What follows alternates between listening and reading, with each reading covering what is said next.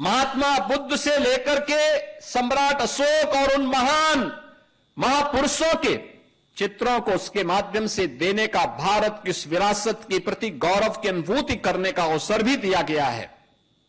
ये सभी चीजें हमें बताती हैं कि भारत का संविधान हमें विरासत के प्रति सम्मान देने का भाव हमारे मन में व्यक्त करता, हमारे मन में इस प्रकार के भाव को पैदा करने का प्रयास कर रहा है। लेकिन हम आज भी उन चीजों से अपने आप को हटते, कहीं ना कहीं उससे विमुख होते हुए दिखाई देते हैं। और इसलिए आज का दिन हम सबके लिए अत्यंत महत्वपूर्ण है।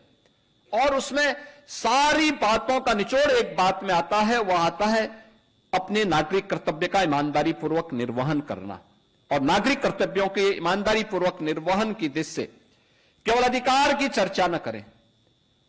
और याद करना, बहुत सारी चीजें ऐसी होती हैं, कहीं अगर धुआं उठ रहा है तो हमें सतर्क होना चाहिए, सजग होना चाहिए।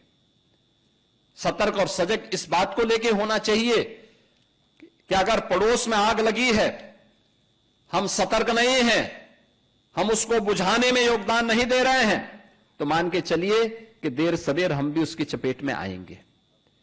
हम गलतफहमी नहीं पालनी चाहिए।